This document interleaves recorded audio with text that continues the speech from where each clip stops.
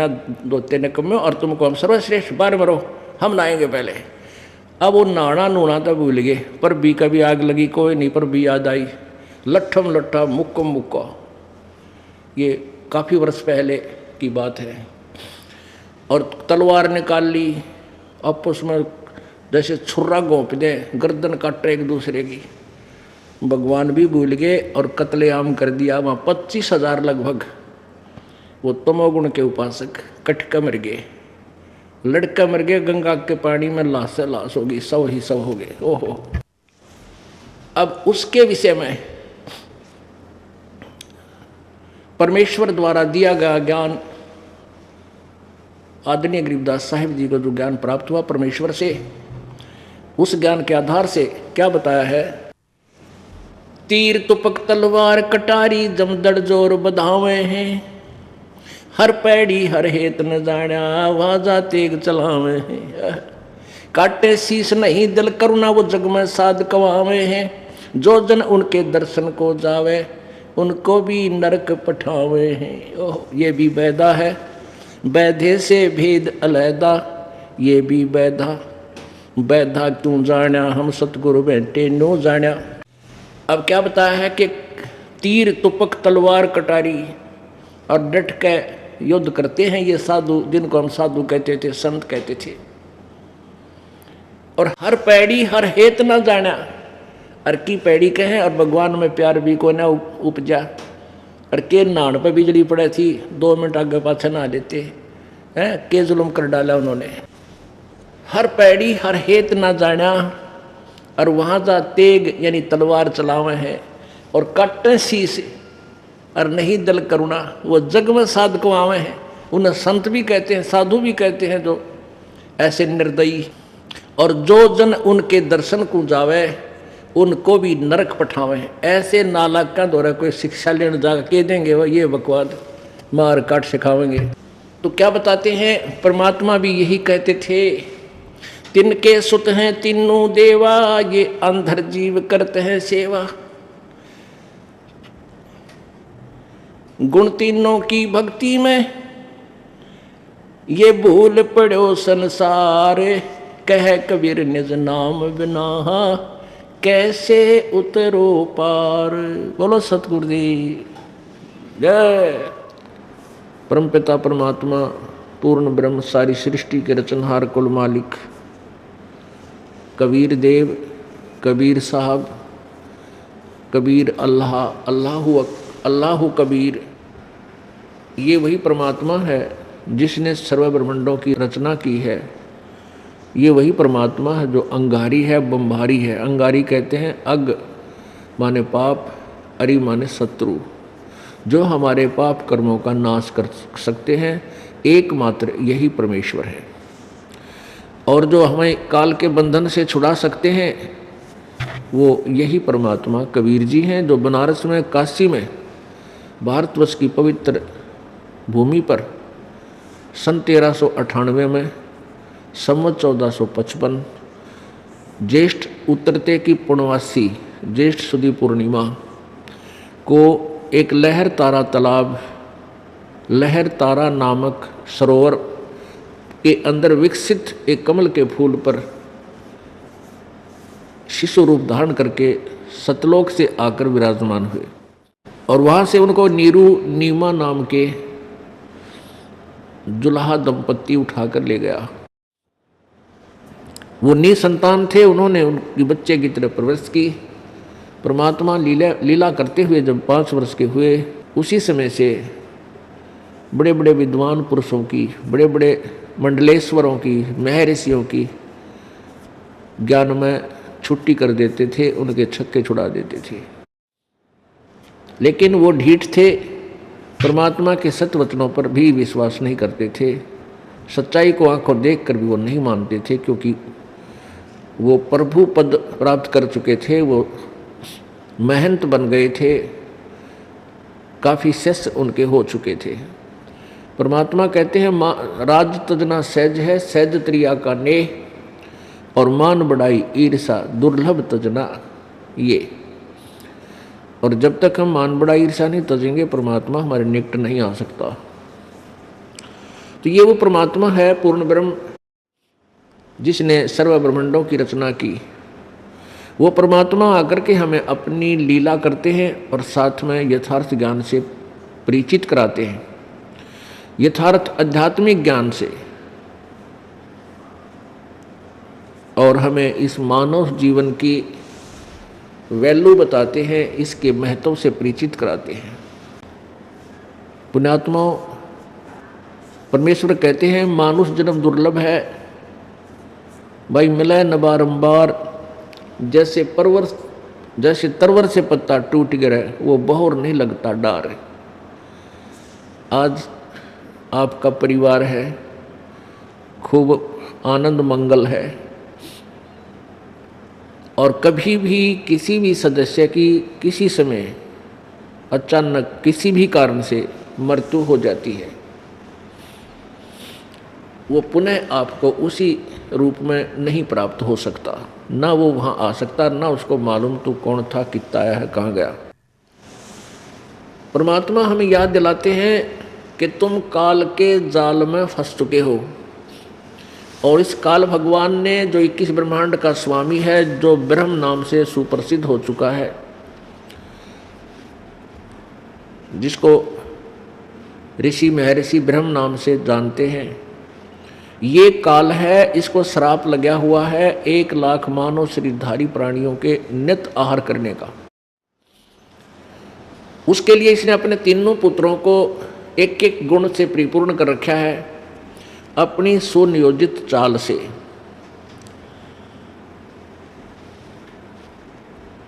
और इन तीनों पुत्रों के द्वारा ये संतानों उत्पत्ति, सतिथि और संहार करवा रहा है। ब्रह्मा जी रजगुण है, इनके अंदर ऐसा गुण भर दिया, काल ने समावेश कर दिया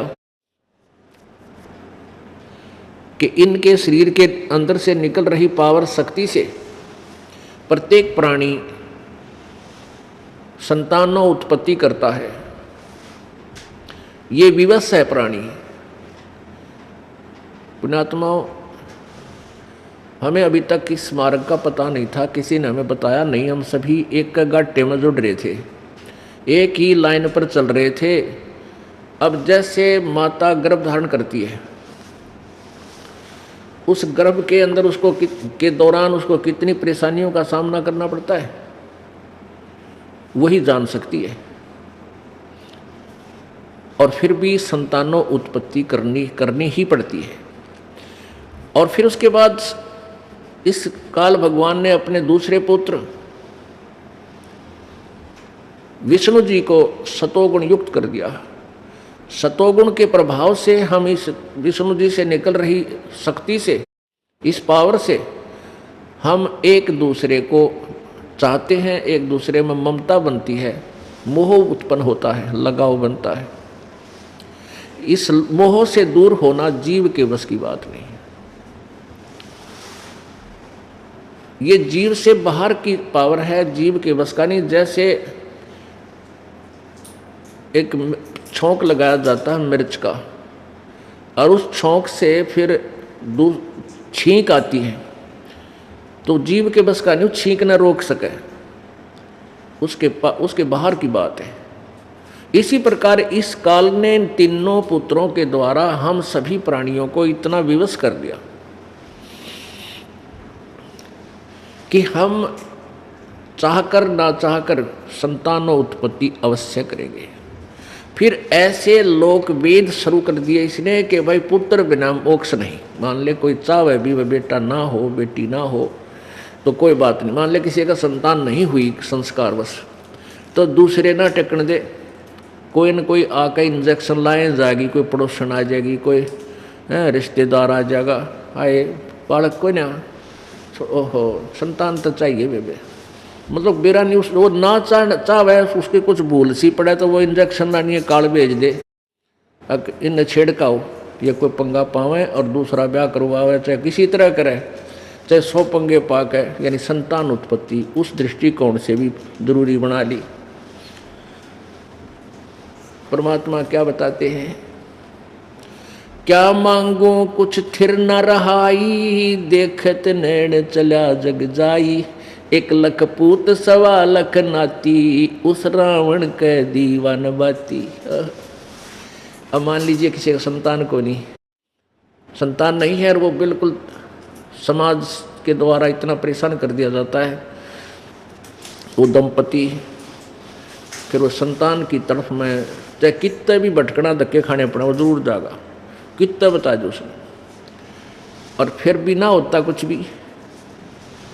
पुण्यात्माओं, हम भगवान के ज्ञान से अपरिचित होकर आधे से ज़्यादा टेंशन न्यू बना लें। जब हमें ज्ञान हो जाएगा फिर हम इस टेंशन से 90% फ्री तो वैसे हो जाएंगे, 10% रहेगी वो धीरे धीरे ज्ञान से भक्ति से सब ठीक हो जाएगा। अब परमात्मा कहते रावण के 1 लाख बेटे थे, 1 लाख और 1.25 लाख ऐसे ऐसे रिश्तेदार थे नो, एक से एक तगड़े सूरवीर और धनवान। क्योंकि हम बड़ा अच्छा रिश्तेदार ढूंढते हैं, वे अच्छी उसकी गांव में नगरी में शहर में प्रभुता हो, और हमने का हमारा रिश्तेदार भाई MLA बन रहा है। तो परमात्मा बताना चाहते हैं कि तुम 1-2 पुत्र प्राप्त करके ही, प्राप्त करने की इच्छा करके क्या बनाना चाहते हो, तुम क्या स्थिति चाहते हो अपनी।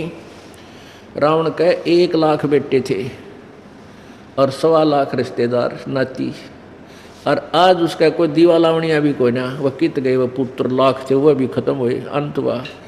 अब जिसे कर्म को कर्म रावण ने किए थे, आज उसी दृष्टिकोण से उसको जाना जा रहा है।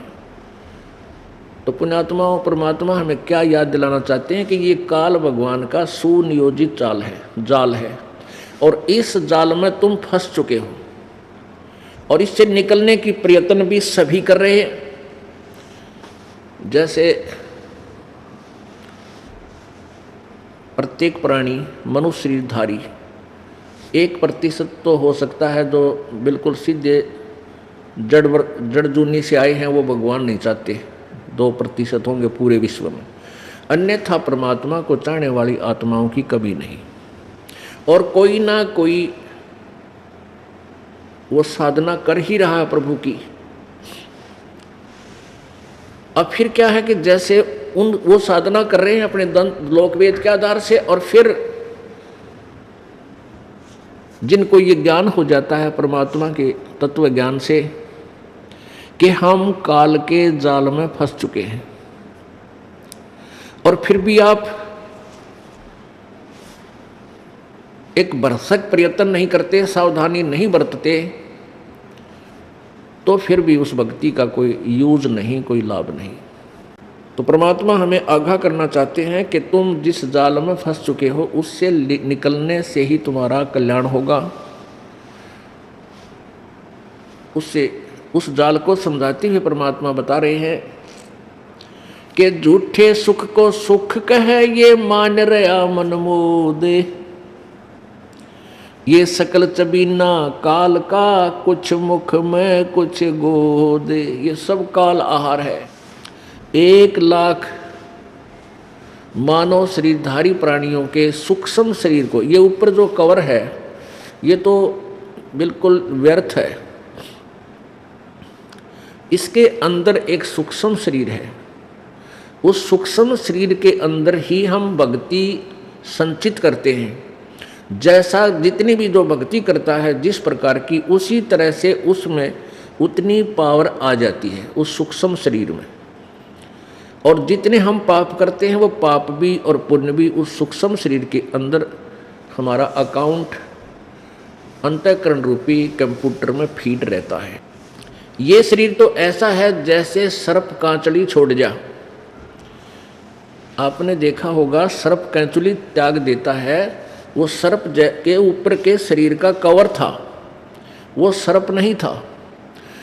इसी प्रकार ये जो शरीर है ये तो ऊपर की कांचुली है और वो सर्प न्यारा है। ये जीव जो और शरीर है इसके अंदर वो एज इट इज है, जैसा ये है आपका स्त्री का है या पुरुष का, इसमें से यूं का यूं बाहर इस शरीर से बाहर निकल जाएगा। वो सूक्ष्म शरीर है और ये सूक्ष्म शरीर तब तक वैसा ही रहेगा जब तक आप दूसरी योनि प्राप्त नहीं कर लेते। जब आप दूसरी योनि से निकलोगे, जैसे कुत्ते की योनि से निकला ये प्राणी, फिर कुत्ते की योनि जैसा शरीर इसका रहेगा सूक्ष्म, जब तक ये नेक्स्ट शरीर धारण नहीं कर लेता। तो परमात्मा हमें क्या बताना चाहते हैं कि इस काल ने हमारे अंदर, उस सूक्ष्म शरीर के अंदर जो भी आप प्रतिदिन आहार करते हो, घूटी सूटी लगाते हो, तम्बाकू पान खाते हैं, पता है ऐसी ऐसी बीमारी ला ली इस मानव ने। तम्बाकू सूंघेंगे या ओखटी पीवेंगे, बीड़ी सिगरेट पीवेंगे, बताया कोई पीने की चीज़ थी, कड़क क्या खोज कर बैठे, क्योंकि काल ने करवा दी। तो ये इस प्रकार के जो खट्टे मीठे चटपटे जिस प्रकार के भी आप भोजन आहार करते हो, इन सबका सूक्ष्म अंश उस सूक्ष्म शरीर में फीड हो जाता है, उसमें वो ऑटोमेटिकली जमा हो जाता है, डिपॉजिट हो जाता है। और फिर उस सूक्ष्म शरीर को जब ये शरीर छोड़कर जाता है तो तपतशिला है, एक तई है बहुत लंबी तवी, 21वें ब्रह्मांड के आखिरी हिस्से में, टॉप मोस्ट प्लेस पर, सबसे ऊपर के स्थान पर, और वहाँ वो अपने आप स्वतः गर्म रहती है, बहुत तेज उसमें अग्नि है, इतनी गर्म है। और उसके ऊपर 1 लाख मानव शरीरधारियों को, वो सूक्ष्म शरीर को ये पटक देता है। ऑटोमेटिक सिस्टम है इसका। उसके बाद वहाँ वो तपतशिला के ऊपर ये जीव खूब तड़पते हैं, इनके अंदर से वो गंध निकालता है जो सारे जीवन में घुटी शूटी लाई, शराब तम्बाकू खाया, पान खाई, सुल्फा पिया, या और खट्टे मीठे पदार्थ, काजू किशमिश, जो जिस प्रकार के भी चटपटे स्वाद किए, उन सब का मिला जुला अंश उस तपतशिला पर वो छोड़ देता है। जीव मरता नहीं पर दुखी बहुत होता है, परेशानी बहुत होती है, तड़पता है, बुरी तरह चिल्लाता है। इस प्रकार ये काल, तो वहाँ से फिर क्या होता है कि वो जब उनका ऑटोमेटिक सिस्टम है, जिसने कम व्यसन किए हैं, गुटी सूटी कम ला रखी है, बुरे ये जो है ना तम्बाकू नहीं पिया, उनमें कम विकार होते हैं, कम वो डिपॉजिट माल होता है काल का आहार, इसलिए वो जल्दी वहाँ तपतशिला से छूट जाते हैं। और जिनने घनी दारू पी रखी है, ज़्यादा ओके पाड़ रखे हैं और पान खाया करते, तम्बाकू खाते थे, सुल्फा पीवे थे, वो काफ़ी देर तक वहाँ तड़फाए जाते और ज़्यादा समय लेते हैं वो छोड़ने में उस गंध को। और फिर वो सभी के सभी वहाँ तपतशिला से ऑटोमेटिकली उड़ जाते हैं। फिर कहाँ आते हैं? धर्मराज के दरबार पर, न्यायाधीश के न्यायालय में, जो काल का यहाँ न्यायाधीश है, धर्मराज जिसको कहते हैं, वहाँ आकर खड़े हो जाते हैं। और फिर उनका अकाउंट बताया जाता है, उनका सबको आगे क्या बनना है, उनको आगे सबको, कोई गधा बनना है गधा बने, अच्छे पुण्य है तो स्वर्ग जाना स्वर्ग जा, और दूसरे जैसे कर्म है फिर वो चला जाए। इस प्रकार इस काल ने प्रोसीजर बना रखे हैं। तो परमात्मा क्या कहते हैं कि ये काल ने, इस काल ने आपको अपने जाल में इसलिए फंसा रखा है, आपको इसलिए मिसगाइड कर रखा है, इसलिए आपको विवश किया हुआ है संतानों उत्पत्ति के लिए। ऐसा सिस्टम बना दिया, जीव के बस की बात नहीं है, संतान उत्पत्ति ना करे। तो परमात्मा हमें याद दिलाते हैं, इस झूठे सुख को सुख कहे ये मान रहा मन मोदे, ये सकल चबीना काल का कुछ मुख में कुछ गोदे। गीता ज्ञानदाता अध्याय नंबर 11 के श्लोक नंबर 32 में कहता है कि अर्जुन, मैं देख ये ऐसा काल हूँ।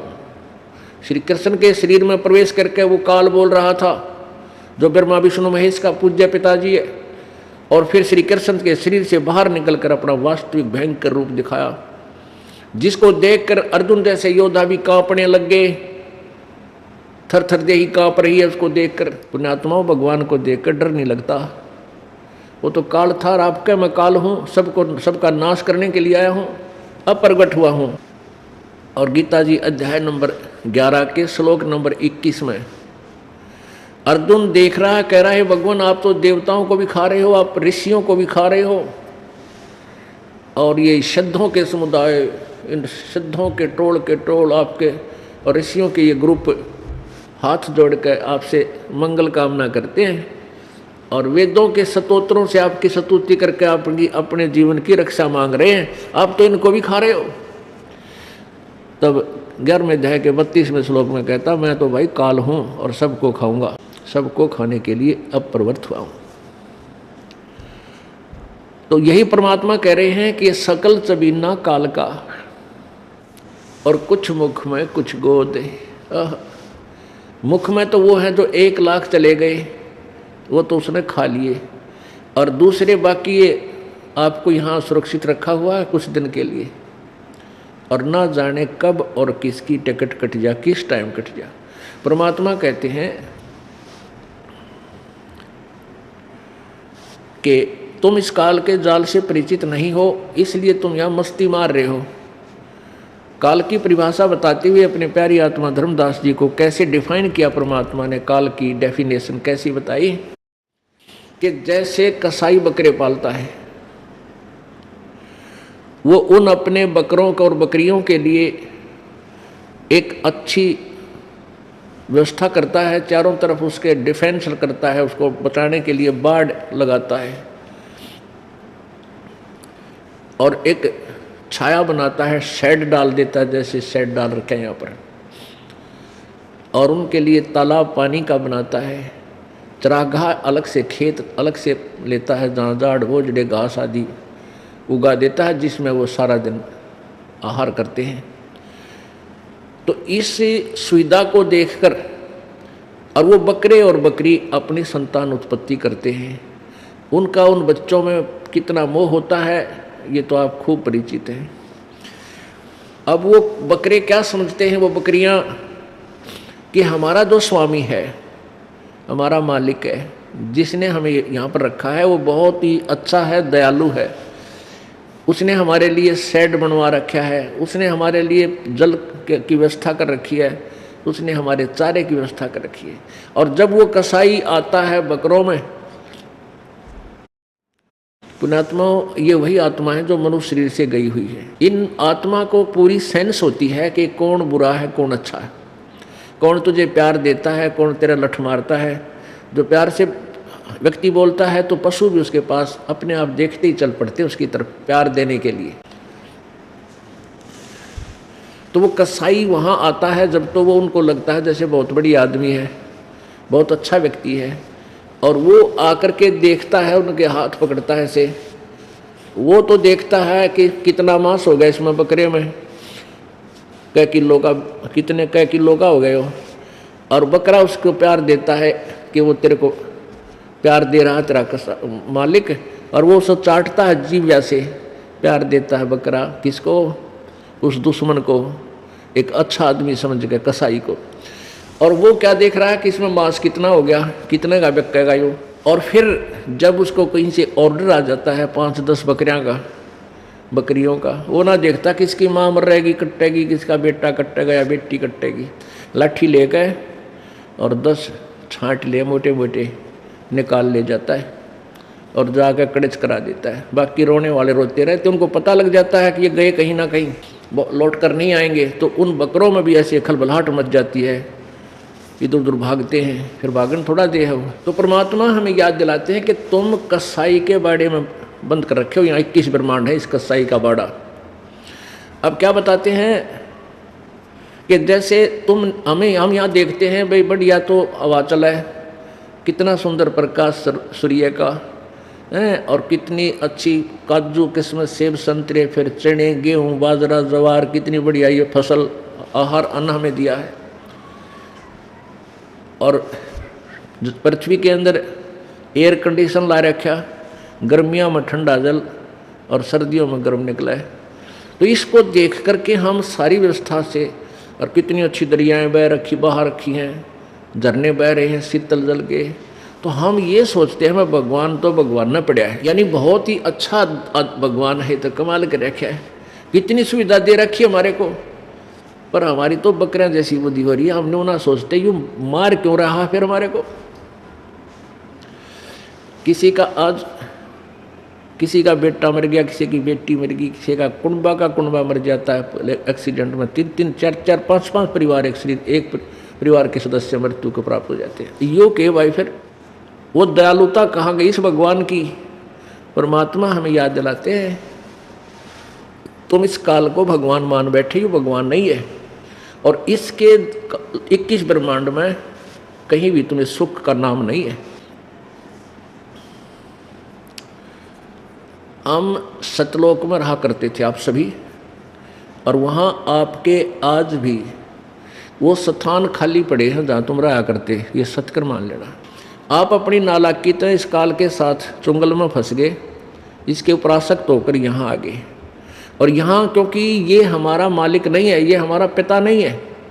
अपने माता पिता को अपने बच्चों का दुख होता है, वो इतना दुख नहीं दे सकता जैसे काल हमें दे रहा है। किसी की टांग कट गई, किसी की को अंधा हो रहा है, किसी का कोड लग गया, किसी के किसी प्रकार की कोई कैंसर, कोई चला रहा है किसी और बीमारी से, फिर गधे बनाया, गधी बना दी, कुत्ते बना दिए, खाज लाएगी, कीड़े पड़ गए, और कोई रहम नहीं। तो ये हमारा नहीं है, क्योंकि अपने को दुख होता है। वो अपना कौन है? वो कबीर परमात्मा अपना परमपिता है, अपना मालिक है, अपना स्वामी है। और उसने आज भी हमारे इस दुख की चिंता है, इसलिए वो परमेश्वर रह कर यहाँ आता है, ताकि ये बोले प्राणी फिर समझ, फिर पहचान ले मेरे को और मान ले मेरी बात को, इनको भक्ति से परिपूर्ण करके और सतलोक ले चलूँ जहाँ ये सदा सुखी थे। यहाँ कोई प्राणी सुखी नहीं है, कोई भी सुखी नहीं है, क्योंकि गरीब व्यक्ति सोचता है कि वह धनवान सुखी होगा, और धनवान को सपने में भी सुख नहीं हो सकता, ये गारंटीड बात समझ लेना। और धनवान समझता है भाई ये राजा लोग सुखी होंगे, अच्छा टैक्स टूक्स लावे, डांट मार जा हैं, और आगे पाछे इनका पुलिस हूँ करती गाड़ियाँ चले। राजा को सुख 7 जन्म भी नहीं हो सकता। राजा जितना दुखी प्राणी इस पृथ्वी पर नहीं है, सत्कर मान लेना आप। क्योंकि हमने सारे उल्टे आंकड़े फिट कर रखे अपने सुख के ढूंढने के लिए। अब एक परिवार का सदस्य, एक परिवार का मुखिया जिसके 5 सदस्य हों, वो कितना दुखी होता है उनकी सारी व्यवस्था बनाने में। और राजा तो एक क्षेत्र का पिता हो जाता, मालिक होता है, उसको तो स्वप्न में भी दोना रात को भी नींद नहीं आती। कभी तो किसी दूसरे राजा से चिंता कहीं वो आक्रमण ना कर दे, कभी अपने ही मंत्रियों से चिंता कर कहीं ये तेरा राज पलट ना दे। इस प्रकार उसकी घिघी बंधी रहे दिन रात। हमने देखा है बड़ा लंबी गाड़ी में चल रहा है, उसका जिए जाना जिसा चल रहा है गाड़ी में। तो फिर राजा सोचते हैं भी देवता लोग सुखी होंगे स्वर्ग के। अब स्वर्ग में आप इन देवताओं की कथा सुन लो। अब इसमें विष्णु पुराण में कथा हुआ है कि एक बार राक्षसों ने स्वर्ग पर आक्रमण कर दिया और सारे देवता भाज गए। कोई कितना छुप गया, कोई कितना छुप गया, वो कित गया उनका स्वर्ग का सुख। एवड़ा रोटी भी ना मिलती, गुफा में फंस रहे सारी पुरान माटी वाली, अंदर भी भाज गया और राजा भी पता नहीं कहाँ जाकर छुपया। तो इनको सुख नाम की कितना चीज़ नहीं, सारा आग लाग रही है। या एक किया परमात्मा कहते हैं ब्रह्मांड 21 आग लगी है, कृत्रिमबाजी सभे ठगी है। 21 ब्रह्मांड में आग लगी पड़ी है। परमेश्वर हमें क्या याद दिलाते हैं? भाई तन दर सुखिया कोई न देखा, जो देखा सो दुखिया हो। उदय अस्त की बात करते हैं, मन सबका किया विवेका हो, सबका किया विवेका हो। जैसे आपने कल देवी श्रीमद् देवी भागवत पुराण में प्रथम स्कंद में पढ़ा था, भगवान विष्णु कह रहा है कि मैं अधिकतर ज़्यादातर तप करता हूँ, कठिन तप करता हूँ, और फिर इन निकम्मे राक्षसों के साथ युद्ध करता हूँ, फिर इनको मारता हूँ। कभी थोड़ा वो समय मिला तो लक्ष्मी के साथ सुख पुरुष में व्यतीत करता हूँ। कभी वो सूत बैठ जाता है, ना तो घी बंधी रहे, वो आगा। तो परमात्मा कहते हैं भाई मैंने सारे देख लिए, थारे देवता और भगवान, इन कोई सुखी नहीं इस पृथ्वी इसी किस ब्रह्मांड में, तो आग लाग रही है। भाई तंदर सुखिया कोई न देखा, जो देखा सो दुखिया हो। उदय अस्त की बात करते हैं, मन सबका किया विवेक का हो, सबका किया विवेक का हो। भाई घाटे बाधे सब जग दुखिया, के गृहस्थी बैरागी हो। घाटे बाधे सब जग दुखिया, के गृहस्थी बैरागी हो। सुख देव ने दुख के डर से, गर्भ में माया त्यागी हो। गर्भ में माया त्यागी हो। तंदर सुखिया कोई न देखा, जो देखा सो दुखिया हो। उदय अस्त की बात करते हैं, मन सबका किया विवेक का हो, सबका किया विवेक का हो। भाई जंगम दुखिया योगी दुखिया, तपस्वी को दुख दूना हो। जंगम दुखिया योगी दुखिया, तपस्वी को दुख दूना हो। आशा तृष्णा सब में व्यापे, कोई मैल ना सुना हो, कोई जीव ना सुना हो। तंदर सुखिया कोई न देखा, जो देखा सो दुखिया हो।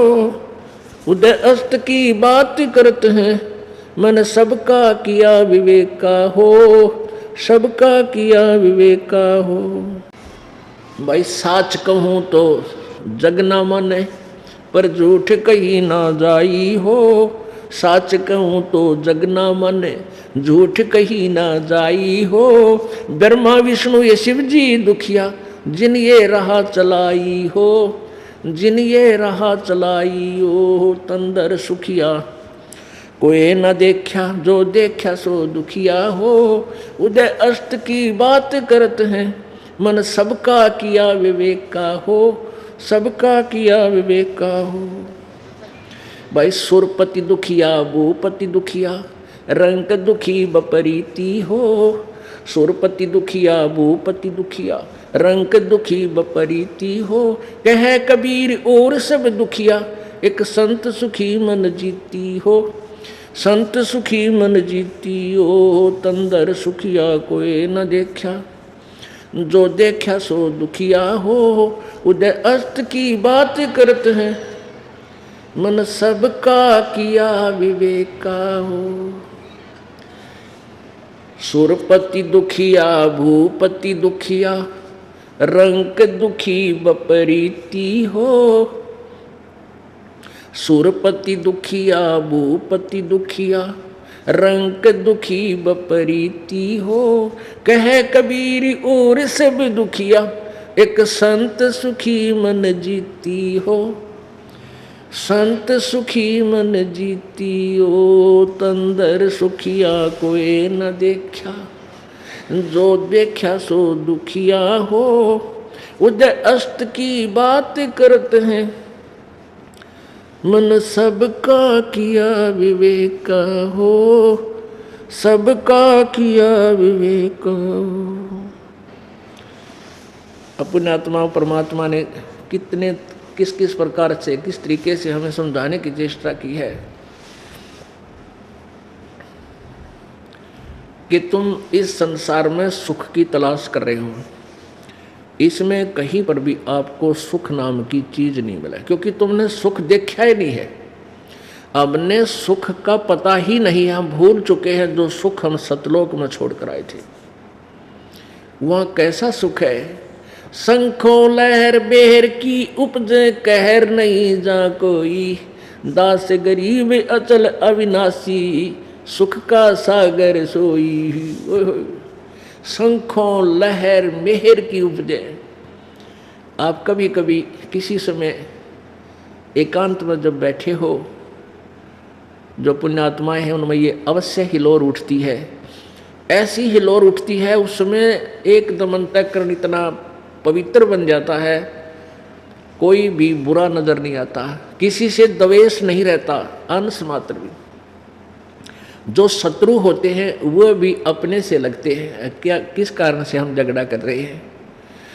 और वो हिलोर वह लहर होती है थोड़ी सी देर की, और वह फिर चली जाती है, जो समाप्त हो जाती है हृदय से। फिर वो अड़ंगा शुरू हो जाता है, वो चिंता हो जाती है, वो काम नहीं बना, छोरे की नौकरी नहीं लगी, लड़की का बालक नहीं हुआ, हे भगवान पता नहीं कदे छोड़ ना दे, उसने यूँ कर दूंगा, उस पर मुकदमा करूँगा।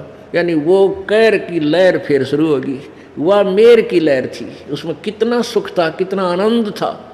कहते हैं ऐसी मेहर की लहर उस सतलोक में सदा बनी रहेंगी। वो जीव के बस का नहीं, वहाँ ऐसा शरीर आपको मिलेगा, आप में द्वेष हो ही नहीं सकेगा। और ना ही वहाँ कोई राग है, द्वेष है, क्योंकि वहाँ सबको एक जैसा आहार है और एक जैसा वहाँ सारा व्यवस्था व्यवहार है। अपने आत्मा आप यहाँ आए हो इस सतलोकाश्रम बरवाला में, यहाँ से आप एक हफ्ता रुक जाओ, एक भंडारे में एक जैसा आहार सब भाई बहनों को मिलेगा, एक जैसा बिस्तर मिलेगा, कोई द्वेष से को नहीं। नो नहीं भाइयों घी ला के खा गया, मेरे दी सूखी दे दी, यहाँ लड़ाई हो जाएगा, थोड़ी बहुत मन में दोष आ जाए, तो यहाँ फिर द्वेष बनाए को नहीं। वो कोई नाला के बेमतलब बनाओ तो दूसरी बात है। एक रजाई तले बिछावर, एक ओढ़ा ऊपर, दूसरा ते वो भी बैठा रहो, डडा सर्दी में मरता रहे, वो तो नालायक आदमी एक आधा आ जाया करे। तो ऐसे वो तो द्वेष आप पर पैदा कर लेगा जब ऐसी बकवाद कर रहा है। नहीं तो सब ने एक जैसा व्यवहार बनाना चाहिए। आप बालक नहीं हो, आप भगवान के बच्चे हो, बुद्धिमान हो, भक्त हो, संत हो, तो यहाँ आप जितने दिन रहोगे आपके मन में कोई द्वेष नहीं। इसी प्रकार ये तो एक रिहर्सल है उस सतलोक की, और वहाँ जा करके आपको कोई वहाँ तो चीज़ें न्यारी है, आपको वर्णन करें तो हमने वह वर्णन भी ना करना था। किस एग्जाम्पल से आपको भगवान वहाँ के सुख को समझाएं, क्योंकि वो सुख तुमने देखा ही नहीं। एक अंदाजा सा बताया जाता है वहाँ इतना सुख है। कैसा सुख है? वहाँ वृद्ध अवस्था नहीं है, सदा युवा रहोगे, और वहाँ मृत्यु नहीं। गीता जी अध्याय नंबर 7 के श्लोक नंबर 29 में गीता ज्ञानदाता कहता है कि अर्जुन, जिस समय तुझे तत्वदर्शी संत मिल जाता है और फिर आप पूर्ण रूप से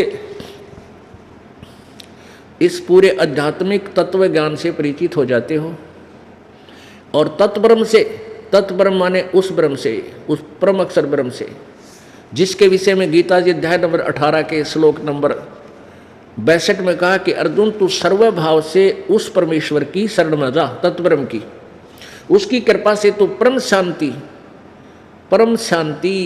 जो कति सुख सुख सुख सागर और शाश्वत स्थानम यानी सनातन परम धाम को प्राप्त होगा।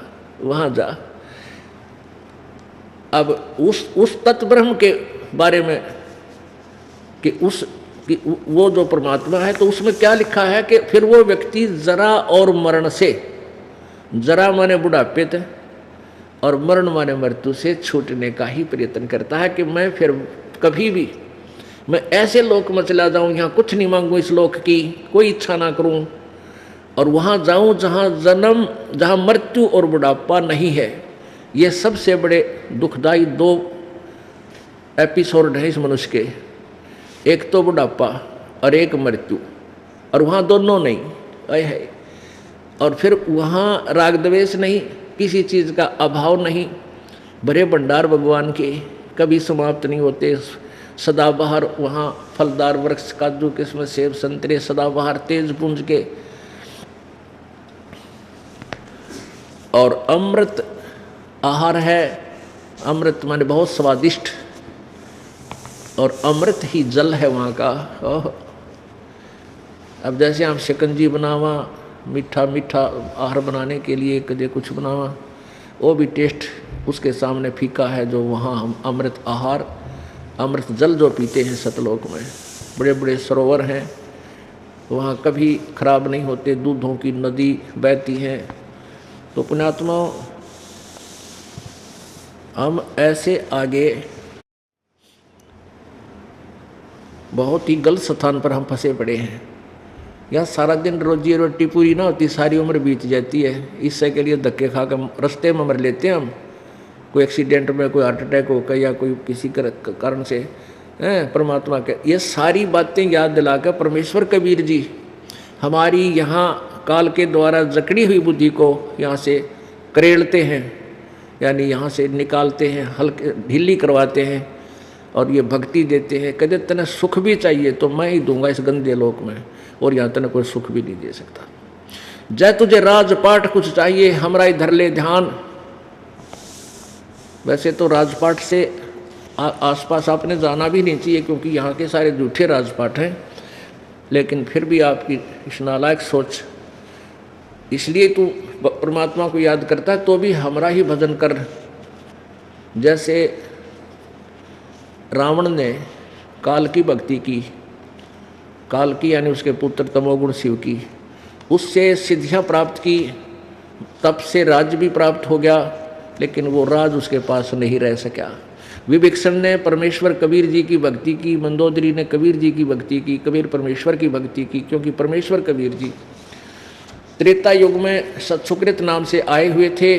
उस समय उन्होंने नल और नील को अपनी शरण में लिया था, और श्रीलंका में जाकर के चंद्र विजय, एक चंद्र विजय नाम का भाट था, उसके 16 सदस्य थे परिवार में, बेटा बेटी पुत्र वधू, सब ने परमात्मा की शरण ग्रहण की थी। चंद्र विजय की जो पत्नी थी कर्मवती व भाटनी, वो मंदोदरी रानी के पास जाती थी और उसको अच्छी बुरी कथाएं चुटकुले सुनाकर उसका मनोरंजन करवाया करती थी, उसका इतनी काम था।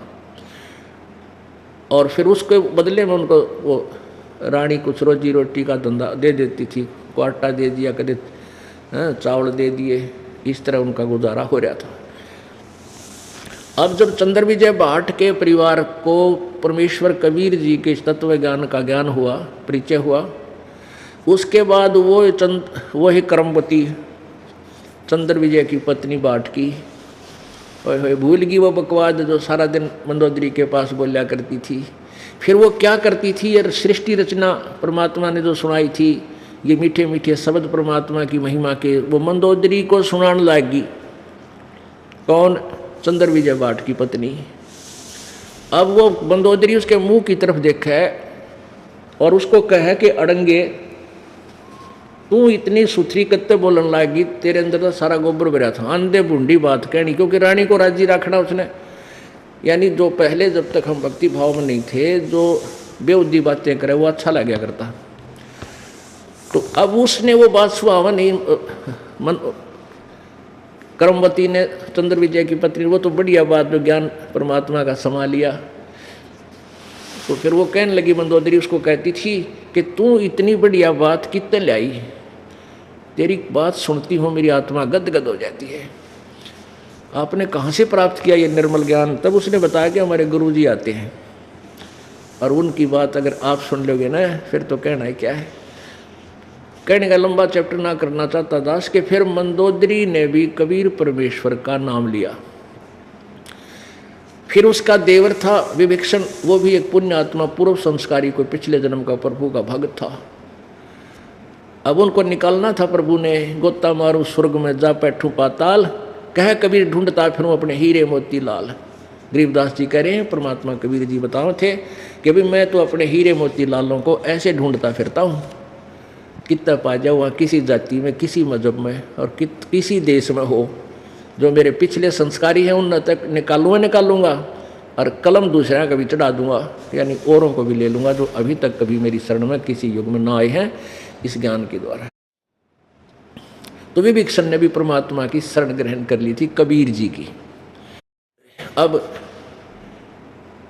जिस राज्य को रावण रखना चाहता था और काल प्रेरणा से काल की भक्ति से प्राप्त किया था, उसको रावण नहीं रख सका, वो लंका भी विभीषण को मिली।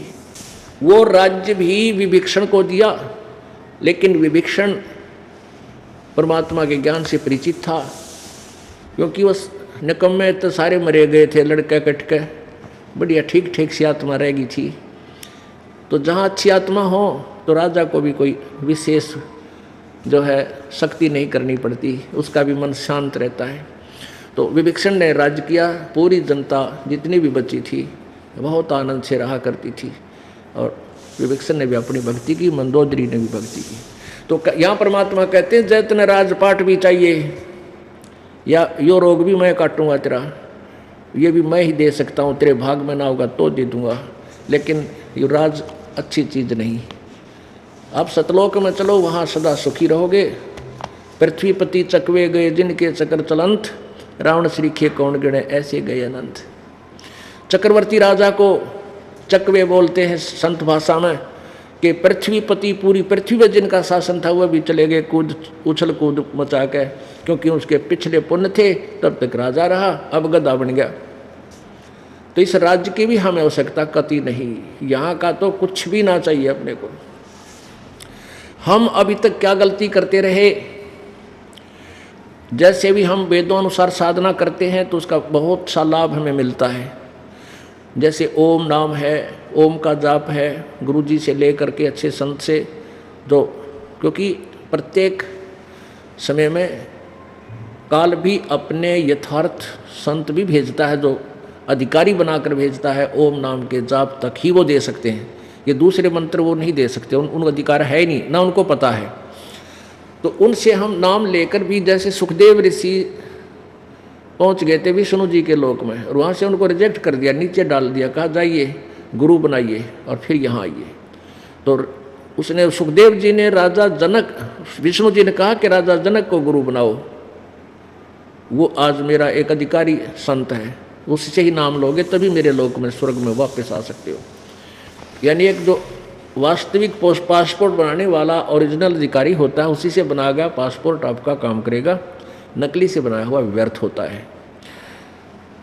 तो इसी प्रकार तो आप क्या करते रहे, हम स्वर्ग चले गए इस अन्य साधना करके। जैसे ओम नाम का जाप ये दास भी आपको देता है, और उसके साथ फिर दूसरा मंत्र है तत्व मंत्र, उसकी अलग कमाई है। ओम नाम के जाप की अलग भक्ति शक्ति बनती है।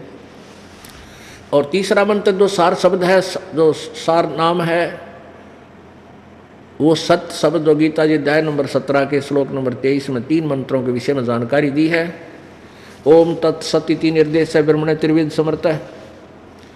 पूर्ण परमात्मा सच्चिदानंद घन की भक्ति का, उसकी प्राप्ति का केवल ओम तत्सत, यही एक 3 प्रकार का 3 विधि से सिमरण करने का मंत्र है।